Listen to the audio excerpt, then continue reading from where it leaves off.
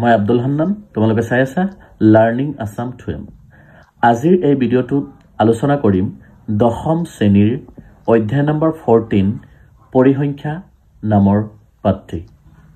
আৰু এই পৰিসংখ্যা নামৰ পাঠটিত বিশেষকৈ এই তিনিটা বিষয়ে আলোচনা কৰা হৈছে যেটো প্ৰথমটো হৈছে সংগবদ্ধ তথ্যৰ মাধ্য যাক কোৱা হয় মিন অফ গ্ৰুপ ডাটা আৰু দ্বিতীয়টো হৈছে সংগবদ্ধ তথ্যৰ বহুলক যাক কোৱা হৈছে মোড অফ গ্ৰুপ ডাটা আৰু তৃতীয়টো হৈছে সংগবদ্ধ তথ্যৰ মধ্যমা যাক কোৱা হৈছে মিডিয়ান অফ গ্ৰুপ ডাটা এই তিনিটা বিষয়ৰ ওপৰত এই পৰিসংখ্যা লেসনটো আলোচনা কৰা হৈছে আৰু ইয়াৰ যেটো 14.1 এক্সাৰসাইজ আৰু এই 14.1 এক্সাৰসাইজত সম্পূৰ্ণ সংগবদ্ধ তথ্যৰ মাধ্যৰ বিষয়ে প্ৰশ্নসমূহ আছে গতিকে আমি প্ৰথমে সংগবদ্ধ তথ্যৰ মাধ্য কেনেকৈ উলিয়াই সেইটোৰ বিষয়ে আলোচনা কৰিম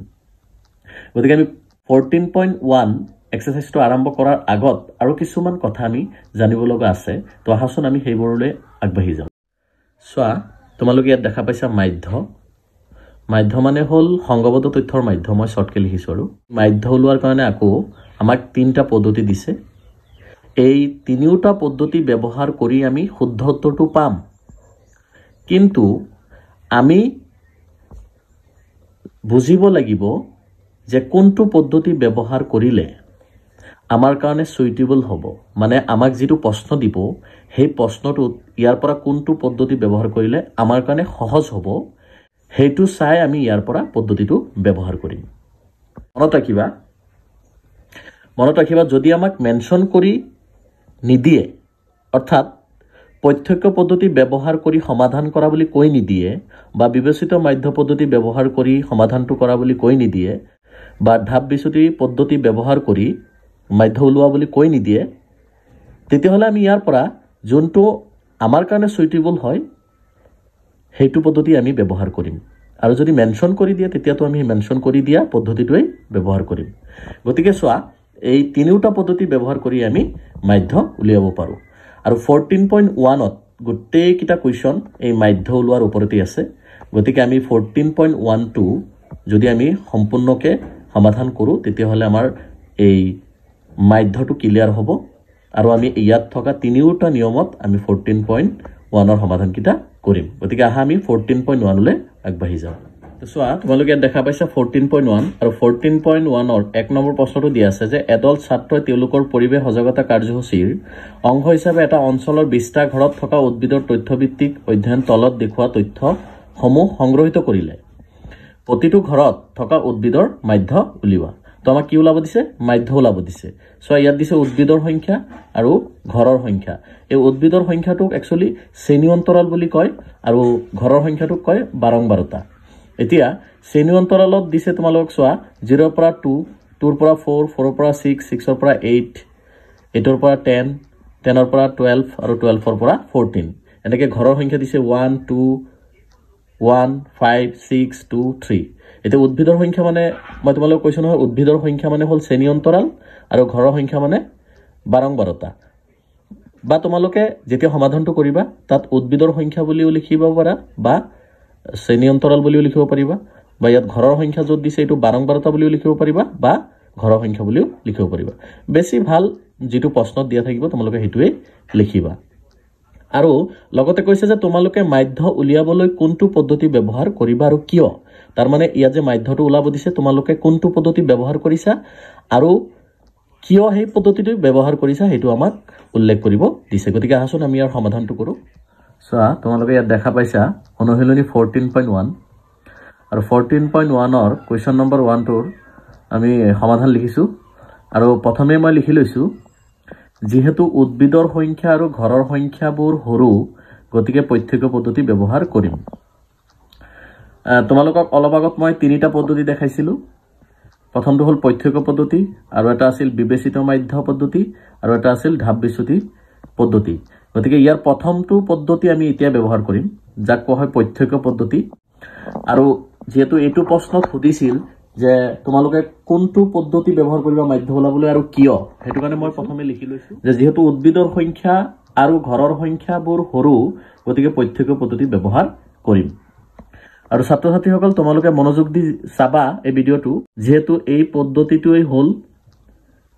প্ৰত্যক্ষ পদ্ধতি গতিকে এইটো ভিডিঅ' যদি ভালকে চোৱা তেতিয়া তোমালোকৰ প্ৰত্যক্ষ পদ্ধতিটো ক্লিয়াৰ হ'ব গতিকে আমি তালিকাখনত আহো বলা চোৱা তালিকাখনত মই লিখি লৈছো শ্ৰেণী অন্তৰাল বাৰংবাৰতা শ্ৰেণী সূচক FI XI আৰু ইয়াত শ্ৰেণী অন্তৰালটো আমাক দিয়ে আছে যেটো উদ্ভিদৰ সংখ্যা বুলি কোৱা হৈছে তাত আৰু বাৰংবাৰতাটো হ'ল ঘৰৰ সংখ্যা আৰু আমি বাৰংবাৰতাক FI বুলি বুজো আৰু শ্ৰেণী সূচকক XI গতিকে মনোযোগ সহকাৰে চাবা মই তোমালোকক অলৰেডি হেতু ভিডিঅ'ত কৈছিলো যে FI আৰু XI মানে কি তোমালোকক এইটো তালিকাত বুজাই দিম গতিকে চোৱা FI মানে হ'ল বাৰংবাৰতা আৰু XI মানে হ'ল শ্ৰেণী সূচক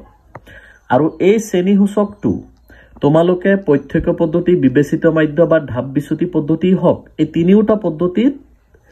এই শ্ৰেণী সূচকটো ওলাবই লাগিব মানে শ্ৰেণী সূচকৰ এই ঘৰটো থাকিবই গতিকে তোমালোকে এইটো যদি ভালকে চোৱা এতিয়া এটা ভিডিঅ'ত তেতিয়াহলে বাকিটা তোমালোকৰ কাৰণে ইজি হৈ যাব এতিয়া চোৱা অলৰেডি এই দুটা আমাক দি দিছে তাত শ্ৰেণী অন্তৰালৰ বাৰংবাৰতা আমাৰ ওলাব লাগে শ্ৰেণী সূচক FI XI এতিয়া শ্ৰেণী সূচকটো কেনেকৈ উলিয়াই হেতু মই এতিয়া ক'বলৈ গৈ আছো মনোযোগ দিবা সো শ্ৰেণী সূচকটো ওলাবৰ কাৰণে আমি শ্ৰেণী অন্তৰাললৈ যাব লাগিব এতিয়া শ্ৰেণী অন্তৰালত গৈ এই শ্ৰেণী অন্তৰালৰ উচ্চ সীমা নিম্ন সীমা এই দুটা যোগ কৰি সেই যোগফলটোক 2 এৰে ডিভাইড কৰিব লাগিব 2 এৰে হৰণ কৰি সেই হৰণ ফলটো হ'ব শ্ৰেণী সূচক অৰ্থাৎ মই যদি ক'বলৈ যাওঁ চোৱা 2 আৰু 0 যোগ কৰিলে কিমান হ'ব 2 হ'ব 2 + 0 ইকুৱেল কিমান হ'ব 2 হ'ব এতিয়া এই যোগফলটো কিমানেৰে হৰণ কৰিব লাগিব বুলি কৈছো মই 2 এৰে এতিয়া 2 এৰে যদি 2ক হৰণ কৰা কিমান যাব 1 অৰ্থাৎ ইয়াৰ শ্ৰেণী সূচকটো কিমান হ'ব 1 তাৰ পিছত একে ধৰণে তুমি এইটো কৰিছোৱা 4 আৰু 2 6 6ক যদি তুমি 2 এৰে হৰণ কৰা কিমান হ'ব সো মই দেখাই দিছো যে কিমান আছে 2 + 4 ইকুৱেল কিমান হ'ব 6 এতিয়া 6ক কিমানেৰে ডিভাইড কৰিব লাগিব বুলি মই কৈছো 2 এৰে 2 এৰে ডিভাইড কৰিলে কিমান ওলাব 2 3 গুণ 6 3 ওলাব তে 3 যেতিয়া ওলাব এটোৰ অলৰেডি এটোৰ শ্ৰেণী সূচকটো কিমান ওলাই গল 3 গতিকে মই তোমালোকক এটা সহজ উপায় দি আছো চোৱা এনেকে তো ওলাব পাৰিবাই এনেকে গুটে কিটা ওলাব পাৰিবা অসুবিধা নাই কিন্তু এনেকে অলপ সময়টো বেছি লব যেটো আমি ফাইনালৰ সময়ত আমি যিমান সময় বচাব পাৰিম হিমান আমাৰ কাৰণে ভাল গতিকে মই এটা ইজি ফৰ্মুলা তোমালোকক দি আছো চোৱা তোমালোকে শ্ৰেণী অন্তৰাললৈ চাবা আৰু শ্ৰেণী অন্তৰালত চাই চোৱা প্ৰথমটো ঘৰৰ পিছৰটো ঘৰৰ পৰা অৰ্থাৎ এটোৰ পৰা যদি এটো মাইনাস কৰি দিয়া কিমান ওলাব পাৰ্থক্যটো 2 বা তোমালোকে এনেকৈ কৰিব পাৰা শ্ৰেণী অন্তৰালৰ উচ্চ সীমাৰ পৰা নিম্ন সীমাটো মাইনাস কৰা 4 ৰ পৰা যেতিয়া 2 মাইনাস কৰিবা তেতিয়া থাকিব কিমান 2 অৰ্থাৎ পাৰ্থক্যটো কিমান ওলাইছে 2 এই 2টো কি কৰিবা এই প্ৰথমটো ঘৰৰ লগত অৰ্থাৎ তোমালোকে এটা কথা মনোযোগ দিবা প্ৰথমটো ঘৰ কিন্তু একুৰেট ওলাব লাগিব অৰ্থাৎ এই দুটা ঘৰ যোগ কৰি যোগফলটোক হৰণ কৰি হেতু সঠিকভাৱে উলাই লব লাগিব এতিয়া উলোৱাৰ পিছত ডিফাৰেন্সটো কিমান দেখিলা 2 মানে ধৰা এই 4 ৰ পৰা যেতিয়া 2 মাইনাস কৰিব থাকিব 2 এই 2টো এই গুটে কিটাৰ লগত প্লাস কৰি যাবা কেনেকৈ চোৱা প্ৰথমে 1 ৰ লগত 2 যোগ কৰিলে কিমান হ'ব 3 3 ৰ লগত 2 যোগ কৰিলে কিমান হ'ব 5 আৰু 5 ৰ লগত 2 যোগ কৰিলে কিমান হ'ব 7 তাৰ পিছত 7 ৰ লগত 2 যোগ কৰিলে কিমান হ'ব 9 আৰু 9 ৰ লগত যদি 2 যোগ কৰা কিমান হ'ব 11 আৰু 11 ৰ লগত যদি 2 যোগ কৰা কিমান হ'ব 13 এতিয়া চোৱা আমি এনেকে এটা শৰ্টকাট ফৰ্মুলাত লিখি দিলু হয় না ন এতিয়া যদি কোনোবা ছাত্ৰ ছাত্ৰীয়ে কৰি চাব বিচৰা যে এই 13 টো যে আমি 2 যোগ কৰি যে 13 পালো হৈছে না নাই চোৱা যোগ কৰি চোৱা 12 আৰু 14 কিমান হ'ব 26 কিমান হ'ব 12 যোগ 14 ইকুৱেল হল 26 এতিয়া 26ক 2 এৰে হৰণ কৰি চোৱা 2 দিয়তে এবাৰ যাব 2 গুণ 2 নামিব 6 6ত 2 কেবাৰ যাব 3 বাৰ অৰ্থাৎ কিমান ওলাই গল 13 গতিকে এনেকে ওলাব পাৰিবা তেনেকে ওলাব পাৰিবা দুইটা নিয়মতে তোমালোকে ওলাব পাৰিবা যোনটো নিয়ম তোমালোকৰ তাত মানে ইজি লাগে তোমালোকে হেতুতে কৰিবা মইতো ভাবো এটুত কৰিলে তোমালোকৰ সময়টো বাছি যাব এতিয়া চোৱা আমি শ্ৰেণী সূচকটো ওলালো সম্পূৰ্ণকে শ্ৰেণী সূচকটো ওলালো তাৰ পিছত আহি গল FI XI এটা তোমালোকে ইয়াত মন কৰি চোৱা ইয়াত FI XI মানে হল যে FI ৰ লগত XI টো কি হৈ আছে পূৰণ হৈ আছে এটা তোমালোকে ইয়াত দেখা পাইছা বাৰংবাৰতা যাক কোৱা হয় FI শ্ৰেণী সূচক যাক কোৱা হয় XI এতিয়া ইয়াত আছে fi ইয়াত আছে xi এই fi আৰু xi পূৰণ কৰাৰ পিছত এটো ঘৰ পাম আমি fi xi গতিকে আমি এটো আৰু এটো ঘৰ পূৰণ কৰি দিলে এটো ঘৰ পাই যাম গতিকে চোৱা ইয়াত কিমান আছে 1 1 ৰ লগত 1 যেতিয়া পূৰণ কৰিবা 1 গুণ কিমান হ'ব 1 তাৰ পিছৰ ঘৰটো হ'ল 2 আৰু 3 2 3 গুণ কিমান হ'ব 6 তাৰ পিছত ইয়াত আছে 1 আৰু 5 1 5 গুণ 5 তাৰ পিছত আছে 5 আৰু 7 5 7 গুণ 35 তাৰ পিছত কিমান আছে 6 আৰু 9 6 9 গুণ 54 অৰ্থাৎ 54 তাৰ পিছত কিমান আছে 2 আৰু 11 2 11 গুণ কিমান হ'ব 22 অৰ্থাৎ 22 তাৰ পিছত কিমান আছে 3 আৰু 13 অৰ্থাৎ 3 13 গুণ কিমান হ'ব 39 অৰ্থাৎ 39 সোয়া এনেকে আমাৰ fi আৰু xi টো আমি উলিয়াম গতিকে বুজি পাইছা না ছাত্ৰছাত্ৰীসকল ইয়াৰ পিছত সোয়া আমি ইয়াত কি উলাব লাগিব এই যেটো fi আৰু xi এই গুটেই ঘৰটো যোগ কৰি ইয়াত বহাব লাগিব আৰু এটো যেটো বাৰংবাৰতাৰ ঘৰ এই গুটেইটো যোগ কৰি আমি ইয়াত বহাব লাগিব এতিয়া এই বাৰংবাৰতাৰ গুটেই যোগফলটো কি কোৱা হয় জানানে সিগমা কি বুলি কোৱা হয় সিগমা আৰু কাৰ ঘৰটো আমি যোগ কৰিম যেহেতু fi গতিকে এটো কোৱা হ'ব সিগমা fi ইকুৱেল এতিয়া গুটেই ঘৰটো যোগ কৰি চাবা তোমালোকে অলৰেডি কিমান ওলাব 20 ওলাব 20 যেহেতু ঘৰৰ সংখ্যা কিমান বুলি কৈছে 20 গতিকে যদি ইয়াত 20 নিমিলে তেতিয়া ভাবিবা অংকটো ভুল হৈছে আৰু তাৰ পিছত আমি কি কৰিব লাগিব fi xi এই গুটেই কিটা যোগ কৰি ইয়াত বহাব লাগিব আৰু যেহেতু গুটেই যোগফলটো কি বুলি কোৱা হয় সিগমা আৰু কাৰ ঘৰটো যোগ কৰিম fi xi হেতু কাৰণে সিগমা fi xi বুলি কোৱা হয় ইয়াত আৰু এই গুটেই ঘৰটো যোগ কৰাৰ পিছত সংখ্যা ওলাব 162 মই অলৰেডি যোগ কৰি চাইছো তোমালোকে যদি চাব বিচৰা তে চাবা যোগ কৰি এতিয়া আমাক কি কৈছিল ওলাবলে মাধ্য এতিয়া সব মাধ্যটো কেনেকৈ ওলাম এটাকে মাধ্য ইকুৱেল সিগমা fi xi বাই সিগমা fi এটো হল পৃথক পদ্ধতিৰ মাধ্য ওলোৱাৰ নিয়ম গতিকে সোয়া আমি সিগমা fi xi কি পাইছো 162 আৰু তলত সিগমা fi কিমান পাইছিলো 20 এতিয়া সোয়া তোমালোকে 20 দি যদি 162 হৰণ কৰি দিয়া তেতিয়া আনসাৰটো ওলাব আমি অলপ সৰু কৰি লও সোয়া 2 দি যদি কাটাইটো 2 দি কাটিলে 2 10 গুণ 20 2 8 গুণ 16 আকৌ 2 আছে 2 গুণ 2 অৰ্থাৎ কিমান পালো আমি এটো